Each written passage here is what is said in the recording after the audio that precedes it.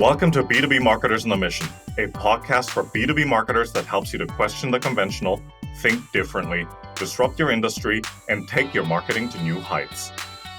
Each week, we talk to B2B marketing experts who share inspirational stories, discuss their thoughts on trending topics, and provide useful marketing tips and recommendations.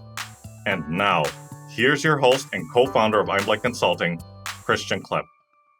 Okay, welcome everyone to this episode of the B2B Marketers on a Mission podcast, where you get your weekly dose of B2B marketing insights. This is your host, Christian Klepp, and today I am thrilled to be joined by someone who is on a mission, and he's made it his mission to drastically increase your website revenue using the rule of 26 and proven website marketing techniques. So, Michael Basinski, welcome to the show. Thanks for having me, Christian. All right, let's just get this started, man. I'm really looking forward to this conversation. Sure. So, Mike, you've been in the business of helping service-centric companies to generate more leads and maximize sales from their website for many years. So let's use that as the topic for today's conversation. So I had a peek at your LinkedIn profile, as I do, and you talk about how you can help companies to take control of their marketing without having to learn marketing. Now, that kind of sounds a little bit counterintuitive, but I'm sure there's a rationale behind that. So care to explain? So for the most part, when we're dealing with marketing for service-based businesses, we're talking with folks who are, they're craftsmen, right? So the CPA, the lawyer, the programmer, you name it, right? That they are really good at that part. And a lot of times they're not the best at business or marketing. And marketing is probably the last thing that they ever thought they were going to have to get involved with. And so for those people, they rely on other people to do their marketing. But if you don't know what's going on, you don't know what you're paying for. And so when I talk about simplifying the process, I talk about simplifying the strategy. That way you can identify the things you don't know, because we don't know what we don't know. Therefore, we can then pick the things that we're comfortable learning if we want to learn them, but we don't have to learn all of it because we understand what's going on just enough to be able to hire people who know how to do it really well. That's a fair point. Just from your experience, and I just want to probably jam on that a little bit further.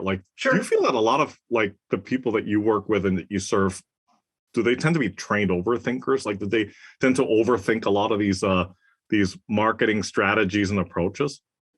I think there's a mix. It's a mix. It's a huge mix. You have the people who have read too much and think they understand it, but since they've never applied it, they don't understand the pitfalls and the struggles, reasonable timelines, reasonable expectations, those types of things. Then the other people who have read a couple of things, just enough to say they know it's out there, and they're just looking for those buzzwords to latch onto and say, oh, you know that thing, so you'll be able to take her. And then they think it's all on you. And so you get this mix of folks who are micromanagers because they've overcomplicated the process by reading too many sources, and the folks who understand that it's a team effort, that because they've read that, well, the pros know what they're doing, and so I don't tell the doctor how to operate on me, so I shouldn't have to talk to my marketer to market me the best.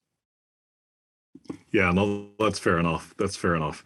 And from your years of your many years of being in the business, you've probably seen it all. So just talk to us about some of these common mistakes and misconceptions you've seen out there, especially when it comes to generating sales and leads from websites, and what people should do to address these. So the biggest mistake I run into with B2B websites is that we build this website and then all of a sudden people are going to be visiting it out of the blue, right? That's the biggest one, right? Build it and they will come. Right? Yeah. And I liken it to a brick and mortar. You can build a brick and mortar, but that doesn't mean anybody knows where it's at. And a website is a brick and mortar in the virtual world in a city the size of 10 times the size of New York. Okay. So if you could just think about having your 10 square foot cubicle inside the Empire State Building would be just your little corner of your industry on the internet, right? And if you think people are going to be able to go through the front door of the Empire State Building and recognize your cubicle out of all of those without you telling them where it's at, you're mistaken.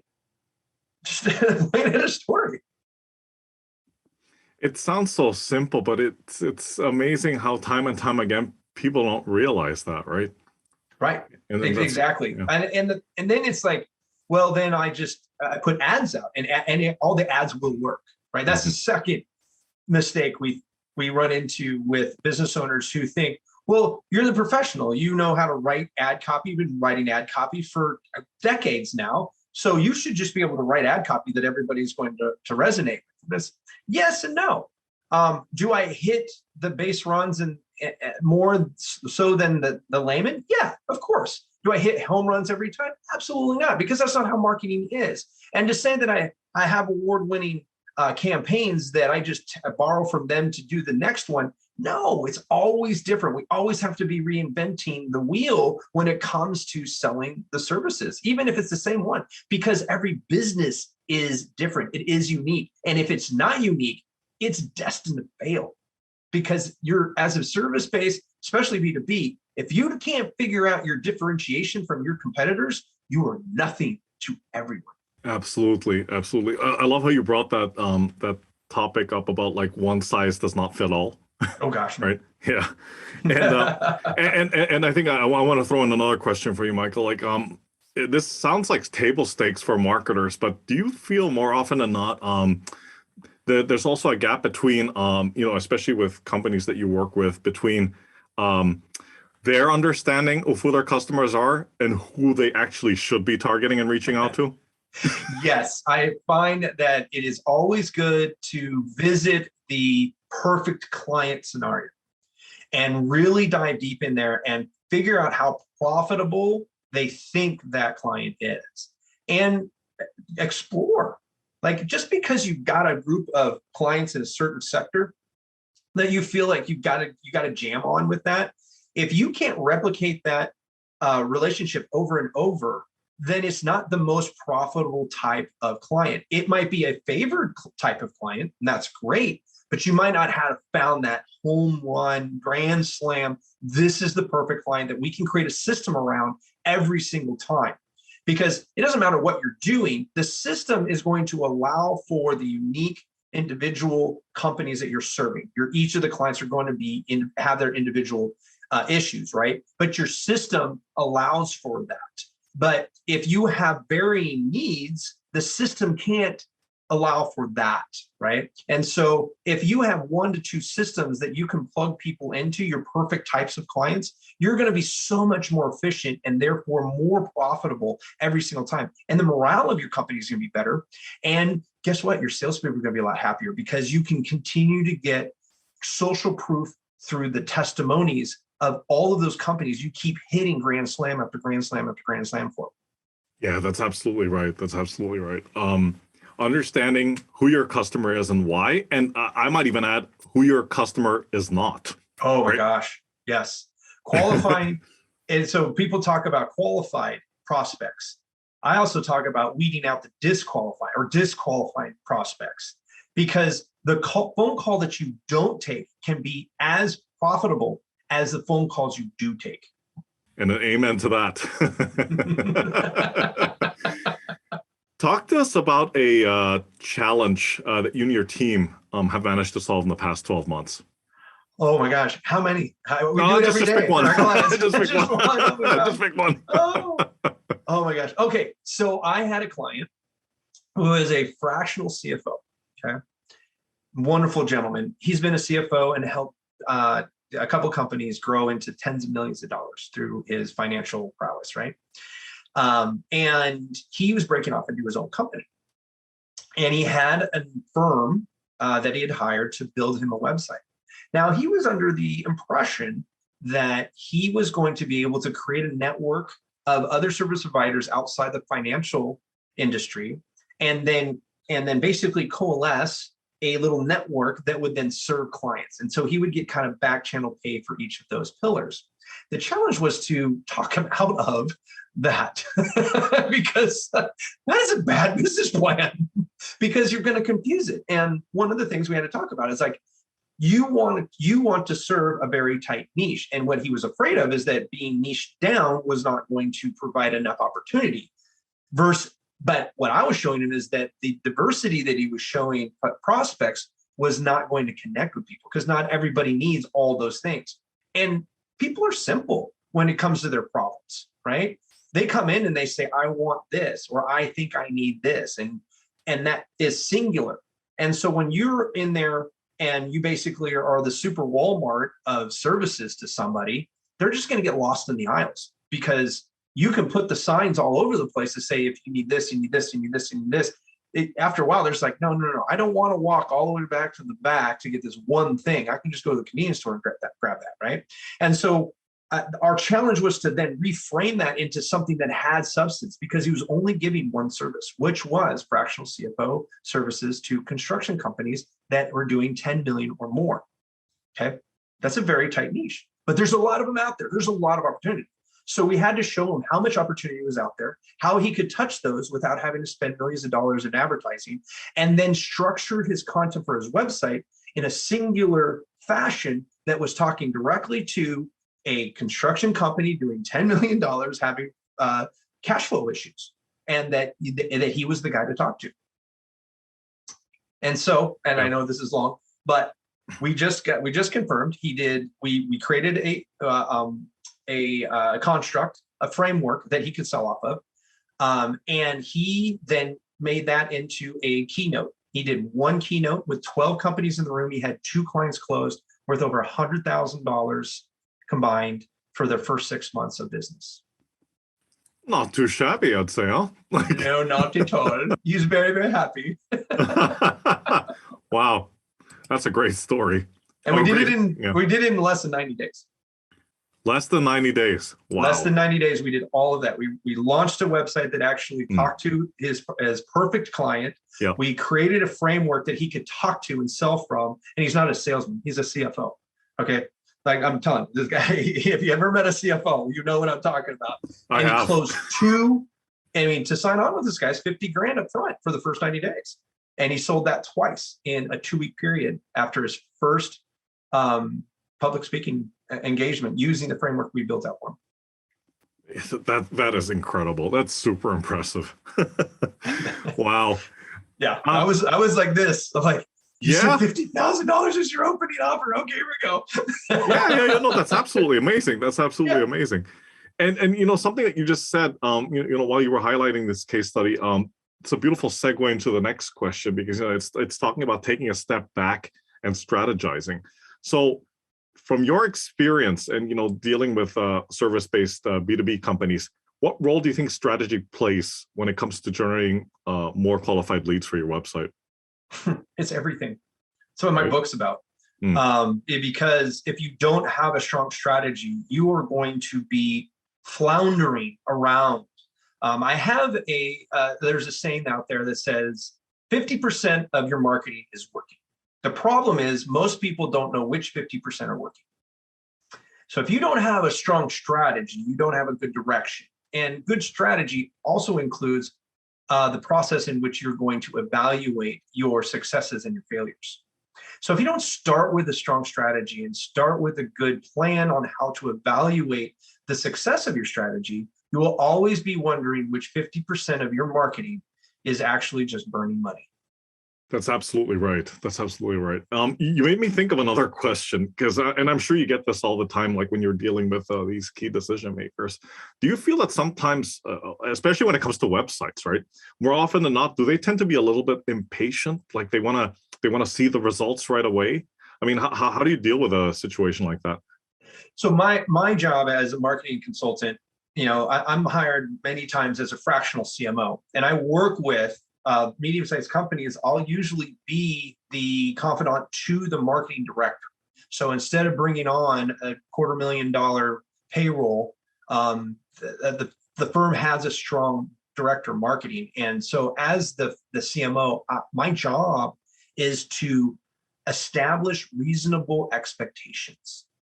And within that reasonable expectations are the timelines in which we should expect results.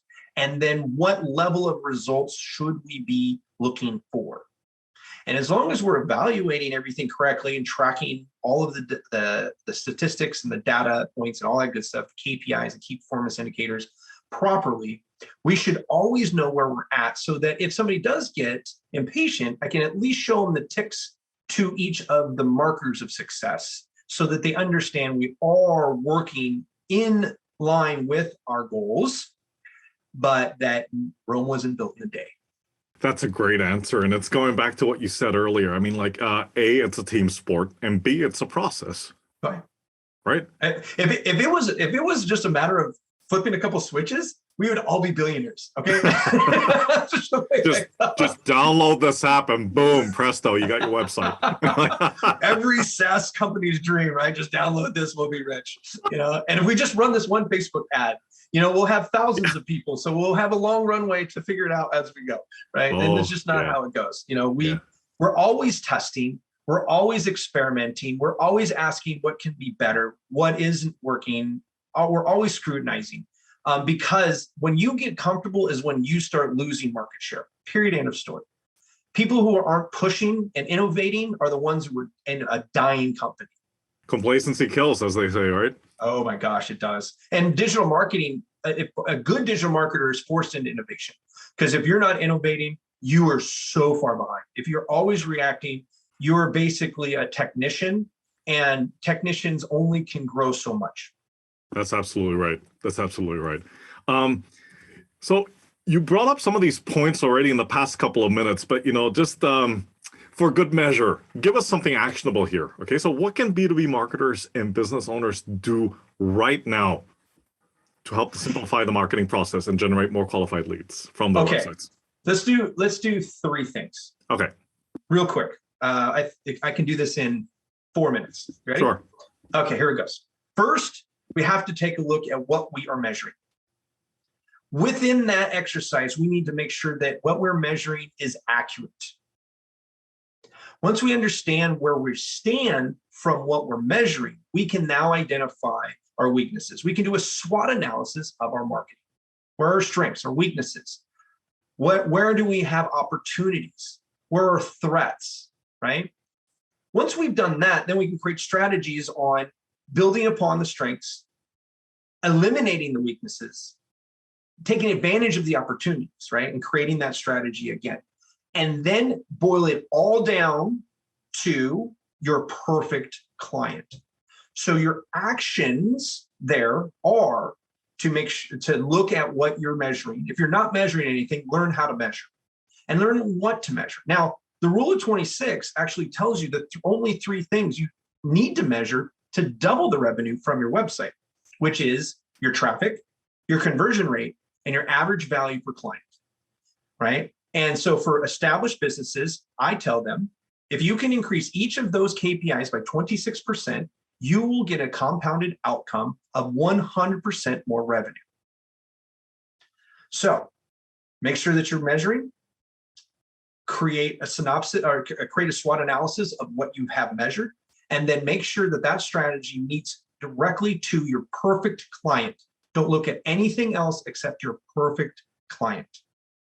That sounds simple enough, yet the implementation is probably a different story, right? Like, well, it is. In the book, I do give tips and tricks on how to do all of those, and I even offer a free service of helping people set up their analytics if they don't know how to do that themselves, because there's no reason for anybody to stumble through Google Analytics to try to figure out how to set it up when we can do it in 10 minutes. And I have no problem helping somebody do that, because I am on a mission to double the revenue of 10,000 businesses in the United States and Canada. So, and you have done it, right? I've done it many times. You have been doing it, right? Exactly. I've been doing it for 17 years. Wow, that's amazing. That's amazing. I mean, short of stating the obvious, trends come and go. There's a lot of things that have been happening in the past 2 years and whatnot. I'm not gonna mention the word. But what are some of the key website trends that you've seen out there, be they major shifts or just trends that B2B marketers should be aware of? I think the biggest trend that we're going through right now is story branding. I can't remember the name of the gentleman who wrote the book, but there's a book called Story Branding. Say again? Donald Miller. Donald Miller. Thank you very much. Yep. That's it. So he's a genius when it comes to story branding, and branding is a sector of marketing. So a lot of people forget that digital marketers are not generalist marketers. Okay. So when you go to a digital marketer, they don't always understand branding. Now, I built my company first as a media production and branding company. And then we dove in over the years into digital marketing. And now we have a division that just does digital marketing. But within that, we have a fractional CMO. And a fractional CMO is going to need to know story branding. But the trend is to talk to the pain of your perfect prospect. So many B2B websites are stuffed with who the service provider is and how awesome they are and all the cool things they can do. Great. So can everybody else. But what people are not there to hear about how awesome you are. They're there to find a solution to their pain. Okay. Every service provider does one of two things: solves a problem, i.e., eliminates pain, or helps people realize their dream. It's the only two things service providers do. Okay.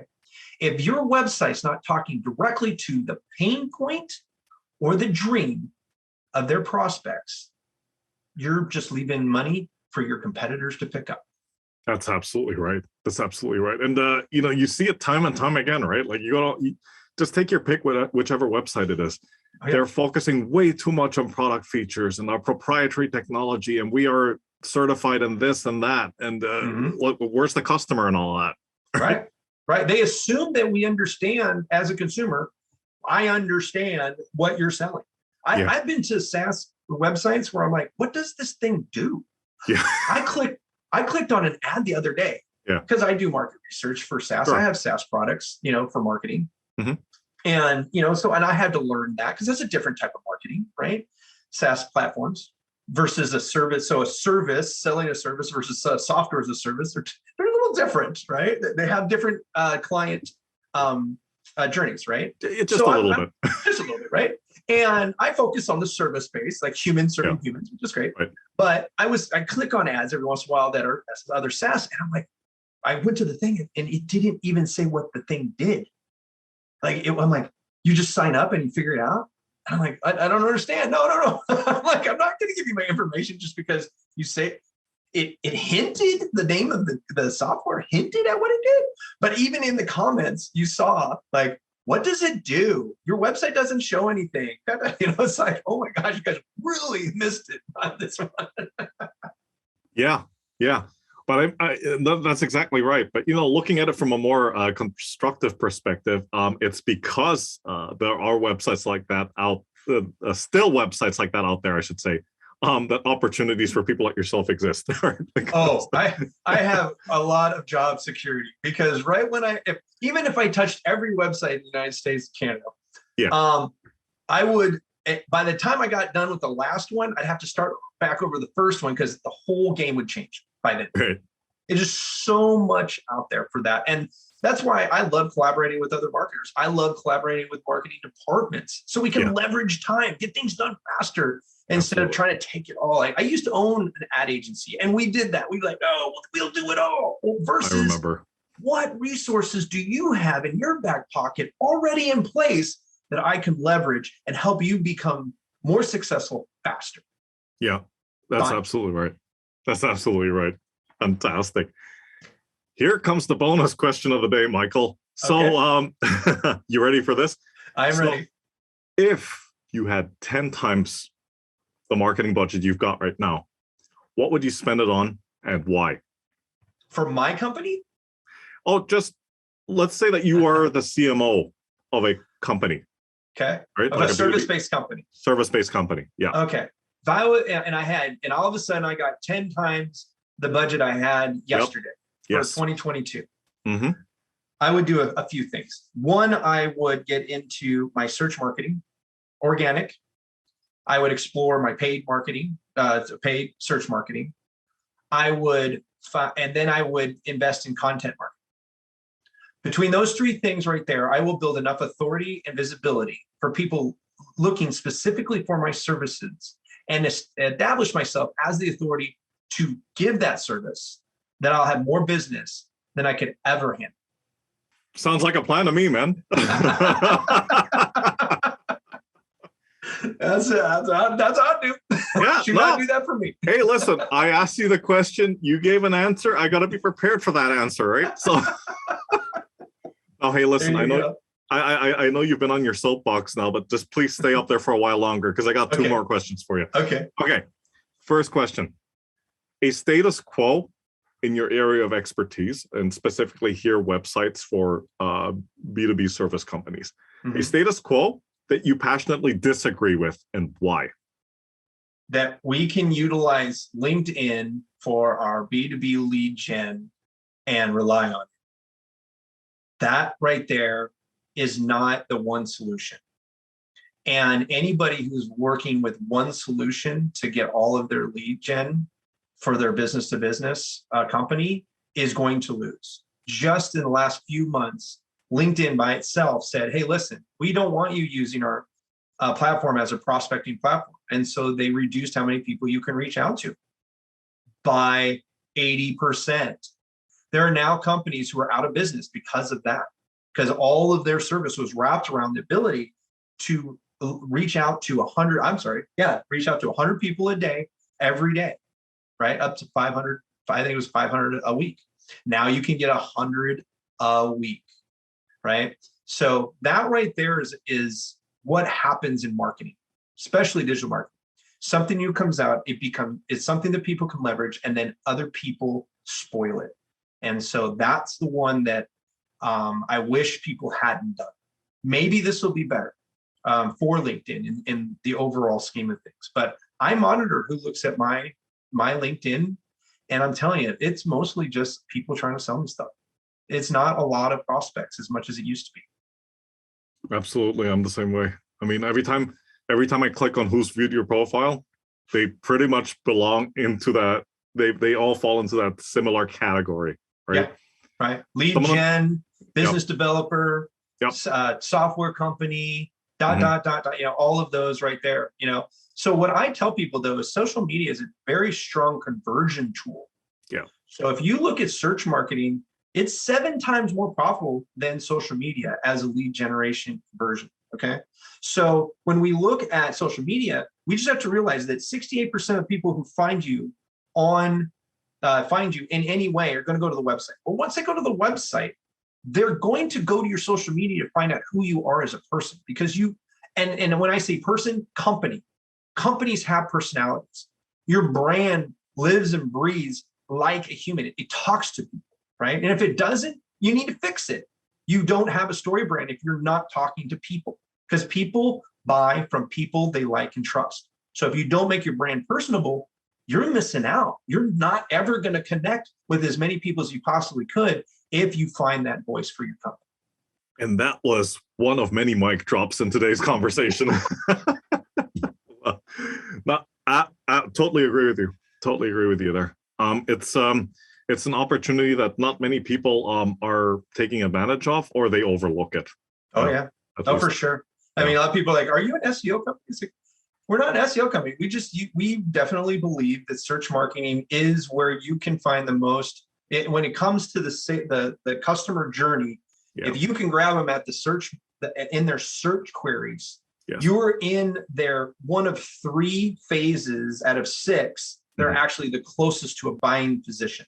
So, why not leverage where you can have the most leverage, right? Exactly. You stick it in there and you can pull on it, and you're going to get a lot better than if you're just trying to stir up at the top and flag people in and waste all your time with people who are never going to buy.